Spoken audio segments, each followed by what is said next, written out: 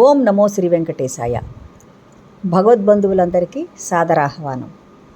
మీ అందరిపై సర్వేశ్వరుని కృపాకటాక్షాలు అనవరతము ప్రసరించాలని కోరుకుంటూ విషయంలోకి వెళదాం.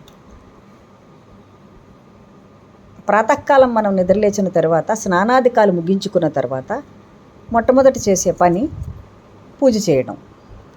ఈ పూజలో దీపారాధన క్రమం చాలా ముఖ్యమైనది. దీపారాధన చేసిన తర్వాతే మనం పూజ చేసుకుంటాం. అయితే ఈ దీపారాధన చేసుకునే విషయం మీద ఎప్పుడూ సందేహాలు ఉంటూనే ఉంటాయి. 1000 మంది సందేహాలు తీర్చినా మనకు 1001వ సందేహం కూడా కలుగుతూనే ఉంటుంది. అది మానవ సహజం. ఈ విషయం గురించి కొంచెం మాట్లాడుకుందాం. అయితే దీపారాధనకి ఏమేమి వస్తువులు కావాలి అందరికీ తెలిసినదే, మళ్ళీ ఎందుకు చెప్తున్నారో అని అనుకోవద్దు. దీపారాధనకి కావలసినవి దీపపు కుందులు లేదా ప్రమిదలు, తైలము లేదా స్వచ్ఛమైన ఆవు నెయ్యి, ఒత్తులు. ఈ ఒత్తుల్లో కూడా కాడవత్తులు, పువ్వు ఒత్తులు 2 రకాలు ఉంటాయి.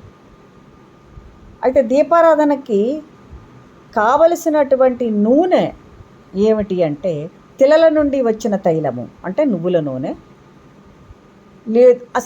లేదు అంటే ఆవు నెయ్యి, 3వ స్థానం కొబ్బరి నూనెకు ఉంటుంది. ఈ 3 అక్కడ ఉంటాయి. మొట్టమొదట కుందులను మాట్లాడుకుందాం. ఈ కుందులు ఏ లోహాలతో తయారు చేస్తారు? బంగారంతో, వెండితో, పంచలోహాలతో, ఇత్తడితో, రాగి కుందులు ఎక్కడో స్వల్పంగా దొరుకుతాయి. మట్టి ప్రమిదలు. ఇవి పూజకు అర్హమైనటువంటివి. వీటన్నిటిలో కూడా అత్యంత శ్రేష్టమైనది మట్టి ప్రమిద న్యాయానికి. కానీ గృహంలో దీపారాధన చేసేటప్పుడు మట్టి ప్రమిదను ఒకసారి వాడిన తర్వాత మళ్ళీ కడిగి మరొకసారి ఉపయోగించకూడదు అనేటటువంటిది ఉన్నది. ఎప్పటి నుండో ఇది మన పెద్దలు చెప్తున్న మాట. దాన్ని అనుసరించే మనం వెళ్తూ ఉంటాం. కాబట్టి మట్టి ప్రమిద మాత్రం గృహంలో మళ్ళీ వాడకూడదు. ఒకవేళ వాడాల్సి వస్తే బయట మనం తులసీదేవి పూజ చేసేటప్పుడు మళ్ళీ కడిగి వాడుకోవచ్చు. ఆకాశ దీపాలు పెట్టుకునేటప్పుడు, మనం బయట గుమ్మ ముందు దీపాలు పెట్టుకునేటప్పుడు, ఇంకా అనేకమైనటువంటి దీపాలు మనం బయట పెట్టుకునే వాటికి ఇవి కడిగి మళ్ళీ వాడుకోవచ్చు. కానీ ఇంట్లో వాడకూడదు. కాబట్టి ఈ మట్టి ప్రమిదను మనం ఎక్కువగా వాడం. ఎవరి ఇళ్లలో చూసినా మనకు కనిపించేవి ఇత్తడి ప్రమిదలు, వెండి ప్రమిదలే కనిపిస్తాయి పూజ దగ్గర. ఎందుకంటే అవి సుఖంగా తోముకోవడానికి బాగుంటాయి, మనకి దొరుకుతాయి విరివిగా. కాబట్టి ఆ వాడకం ఎక్కువగా ఉంది. వీటన్నిటిలోకి ఇత్తడి వాడకం ఎక్కువగా ఉంది. వెండంటే మళ్ళీ కొంచెం ఖర్చుతో కూడుకున్నది కదా, అందువల్ల. బంగారపు ప్రమిదలు కూడా చాలామంది వాడుకుంటారు, కానీ బాగా ధనికులైన వాళ్ళైతే వాటిని వాడుకుంటారు. నేను అసలు బంగారపు ప్రమిదలను చూడనే లేదు ఇప్పటి వరకు, కానీ వాడుకునే వాళ్ళు ఉంటారు. ఈ దీపారాధనకి ఇటువంటి కుందులను తీసుకొని ఉంచుకుంటాం. తరువాత ఎటువంటి నూనె వాడాలి? సాధ్యమైనంత వరకు స్వచ్ఛమైన ఆవు నెయ్యి దొరికి, కొంచెం ఖర్చు పెట్టగలిగినటువంటి స్తోమత ఉంటే మనం ఆవు నెయ్యి వాడుకుంటేనే మంచిది. దొరికితే ఖర్చు పెట్టుకోవాలని స్తోమత ఉంటే ఏమున్నది, చక్కటి మనకు అక్కడ ఏది స్వచ్ఛమైన దాన్ని మనం కనుక్కొని దాన్ని తీసుకొని వచ్చి వాడుకోవచ్చు. అంటే మార్కెట్లో దొరికినది నమ్మకమే ముఖ్యం. కొంచెం ధర ఎక్కువగా ఉంటే ఇది స్వచ్ఛమైందని అనుకోవడమే. మరి ఆవు నెయ్యిని వాడుకోలేని సందర్భం ఏమైనా ఉంటే నువ్వుల నూనె వాడుకోవాలి. స్వచ్ఛమైన నువ్వుల నూనె వాడుకోవాలి. ఆ నువ్వుల నూనె కూడా ఇప్పుడు ఏంటంటే పూజా పర్పస్ నువ్వుల నూనెలను అమ్ముతున్నారు చాలా రోజుల నుండి. దీపారాధన నూనెలని ప్రత్యేకించి అవి కొంచెం రేటు తక్కువతో ఉంటాయి. అంతేకాకుండా వాటి గురించి సోషల్ మీడియాలో కానీ బయట జనాల నుండి కానీ కొంచెం మనకి ఫీడ్బ్యాక్ ఏమిటి వస్తుందంటే, బాగా కల్తీ జరుగుతుంది, అది వాడొద్దు, వాడకపోతేనే మంచిది అంటున్నారు. అందులో చాలా నిజాలు ఉన్నాయి. కాబట్టి ఈ పూజా పర్పస్ నువ్వుల నూనెలు కానీ వాడకూడదు. అదేవిధంగా పూజా పర్పస్ ఆవు నెయ్యి కూడా ఉంటుంది. తమిళనాడులో అయితే విశేషంగా నేను అనేక దేవాలయాల దగ్గర చూశాను, అనేక ప్రాంతాల్లో కూడా చూశాను. మన ప్రాంతాల్లో కూడా ఉన్నాయి. మన ఆంధ్ర ప్రాంతంలో కూడా పూర్తిగా ఎక్కడ పడితే అక్కడ ఈ పూజా పర్పస్ ఆవు నెయ్యిలు, పూజా పర్పస్ నువ్వుల నూనెలు కనబడుతూనే ఉంటాయి. ఇవి వాడకపోతేనే మంచిది. కల్తీ అంటే అందులో ఏం కలుపుతారని మనకు తెలియదు. అందరూ ధార్మికంగానే ఉంటారని, మోసమే చెయ్యరని మనం అనుకోలేం కదా. ధర్మవర్తనులు ఉంటారు, అలాగే డబ్బు కావాలి అనుకున్న వాళ్ళు మోసం చేసేవాళ్ళు కూడా ఉంటారు. ఈ కలియుగంలో 2 ఉంటాయి. కలి ప్రభావం ఎక్కువగా ఉంటుంది కాబట్టి ఇలాంటివి జరుగుతూ ఉంటాయి. సామాన్యులమైన మనం ఏం చెయ్యాలి? మనకు కావాల్సిందేంటి? పరమాత్మ దగ్గర దీపారాధన చేసేటప్పుడు స్వచ్ఛత ఉండాలని మనం కోరుకుంటాం. ఏదో ఒకటి పెట్టి చేసేయాలని మనం కోరుకోలేము. కాబట్టి మనం అది చూసుకోవాలి. చూసుకునే క్రమంలో కొంతమంది ఏంటంటారంటే, మా దగ్గర నేను చాలామంది అన్నారు, విన్నాను, మా దగ్గర అంత ధనం లేదండి, ఇప్పుడు నువ్వుల నూనె కొనుక్కోవాలంటే 400 రూపాయల పైచీలకే ఉంటుంది లీటరు, మేము పని పాట చేసుకునేటప్పుడు అంత ధనాన్ని మేము పెట్టగలగలేము అని అనుకుంటారు. అటువంటి వాళ్ళ కోసం ఒక చిన్న సూచన చేస్తాను.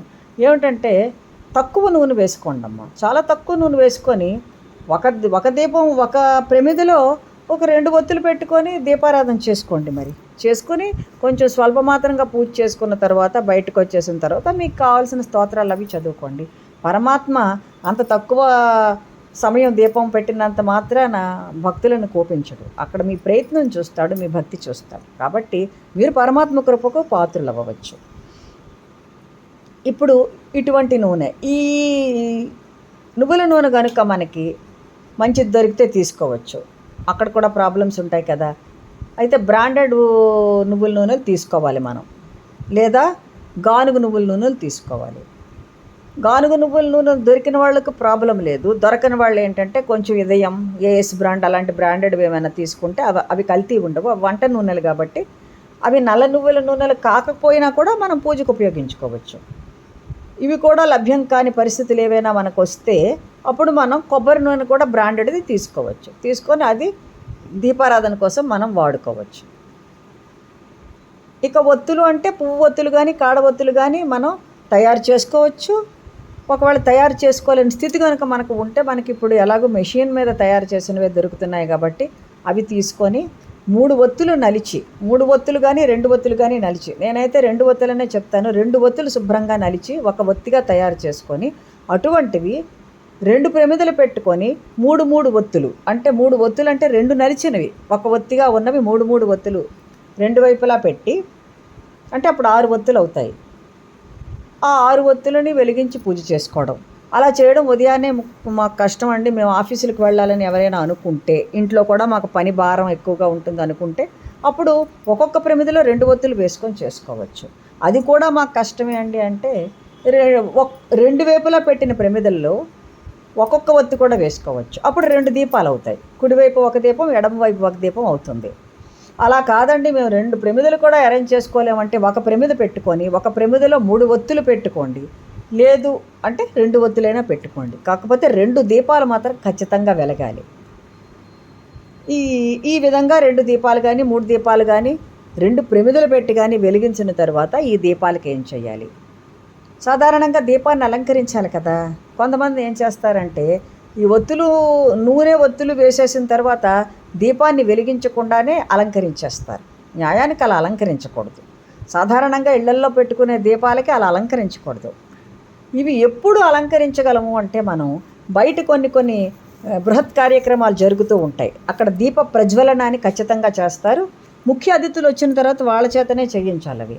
అప్పుడు వాళ్ళు వచ్చిన తర్వాత అవి పెద్ద కుందులు పెడతారు. వాటిని అలంకరించడం అనేది నూనె పోసిన తర్వాత ఎవరో దానిని కాలు తగలడం ఏదో అవుతుంది, కష్టమైపోతుంది, జనాలు తిరుగుతూ ఉంటారు కాబట్టి దానిని ముందే అలంకరించడం అంటే సాలంకృతం చేయడం అంటారు. అలంకృతం, దానిని అలంకరించేసి నూనె కూడా కొంచెం తగుమాత్రం వేసి ఉంచేస్తారు వాళ్ళు, చాలా పెద్ద కుందులు అవి. అప్పుడు వాళ్ళు వచ్చిన తర్వాత దీపాన్ని ఆరాధన చేస్తారు, దీప ప్రజ్వలన చేస్తారు అక్కడ వాళ్ళు. కాబట్టి ఆ సమయాల్లో అయితే పర్వాలేదు, కానీ ఇళ్లల్లో చేసుకునేటప్పుడు మాత్రం ముందే అంతా అలంకరించిన తర్వాత కాకుండా దీపాన్ని వెలిగించిన తరువాత అప్పుడు చందనం బొట్టు పెట్టి కుంకుమ బొట్టు పెట్టి 2 అక్షతలు వేసి, అక్షతలు దీపారాధన చేసిన తర్వాత కూడా వేయచ్చు, 2 అక్షతలు వేసి తర్వాత పుష్పాలతో కూడా అలంకరించాలి వాటిని. లేదు అంటే ఇంకొకటి కూడా చేస్తారు వాళ్ళు, ఇష్టం ఉన్నవాళ్ళు చిన్న చిన్న పుష్పపు దండలు కూడా కట్టి, చిన్న మల్లె పువ్వులు కానీ ఏవైనా చిన్న ఉన్నాయనుకోండి, చిన్న దండలా కట్టి కూడా పెట్టి సంతోషపడతారు. చుట్టూ బంతి పువ్వులతో అలంకరణ మన ఇష్టం. అలంకరణకి ఏమున్నది, పరమాత్మ ప్రీతి కోసం మనం ఇవన్నీ చేసుకొని దీపాన్ని అలంకరించుకొని తయారు చేసుకోవచ్చు. మనం వాడే వస్తువులు కూడా మన శక్తి మేరకు, ఇప్పుడు మన శక్తి దాటిన తర్వాత మన చేతుల్లో ఏముండదు, అది పరమాత్మ చూసుకుంటాడు. మన శక్తి మేరకు మనం చెయ్యగలిగినంత వరకు కూడా మంచి వస్తువులు దొరికేటట్టే మనం చేసుకోవాలి. చేసుకొని పరమాత్మ కృపకు మనం పాత్రలం అవ్వాలి. తరువాత ఇంకొకటి, వీళ్ళు కొంతమంది అడుగుతూ ఉంటారు కదా, ఇలా నూనె పెట్టుకొని మేము చేయలేమనుకున్న వాళ్ళకి ఒక చిన్న చిట్కా కూడా ఉన్నది. ఏమిటంటే ముందే ప్రమిదలో కొద్దిపాటి నీళ్లు వేసి అఖండ దీపం పెట్టేటప్పుడు అలా చేస్తాం. పెద్ద బిందెలతో చెంబులతో అఖండ దీపం పెట్టేటప్పుడు అలా చేస్తాం. మామూలుగా ప్రమిదల్లో పెద్ద ప్రమిద పెట్టినా, తర్వాత ఉర్లి అలాంటి వాటిలో పెట్టినా అవసరం ఉండదు. కొంచెం నీళ్లు వేసి దానిలో కొంచెం ఒక చిన్న చెంచాతో మాత్రమే నూనె వేసితే పుల్లతో మనం ఒత్తి వెతుతూ ఉంటే అందులో ఉన్నటువంటి నూనె పైకి వస్తూ ఉంటుంది. అలా కాసేపు దీపం వెలుగుతుంటుంది. అలాంటి ప్రయత్నం కూడా చేసుకోవచ్చు. ఈ విధంగా దీపారాధన చేసుకొని పరమాత్మ కృపకు అందరూ పాత్రులవ్వాలి అని నేను కోరుకుంటున్నాను. అయితే వీడియో ముగించాను కాబట్టి ఇప్పుడు ఒక చిన్న విషయం మీకు చెప్పాలి. ఎప్పటి నుండో నేను ఈ భక్తి ఛానల్ని ప్రారంభించాలని ప్రయత్నం చేస్తూ కూడా నాకు అవ్వలేదు. ఈనాటికి ఇది అయింది. అయినా ఇది ముందుకు వెళ్ళడానికి స్వామివారి కృపతో పాటు మీ సహాయ సహకారాలు నాకు బాగా కావాలని అనిపిస్తుంది. ఎందుకంటే ఛానల్ ముందుకు వెళ్ళాలంటే స్వామి కృప వల్ల మాత్రమే మీరు మనస్సును పెద్దది చేసుకొని లైక్ చేయడమో, షేర్ చేయడమో, సబ్స్క్రైబ్ చేయడమో చేసుకుంటారు.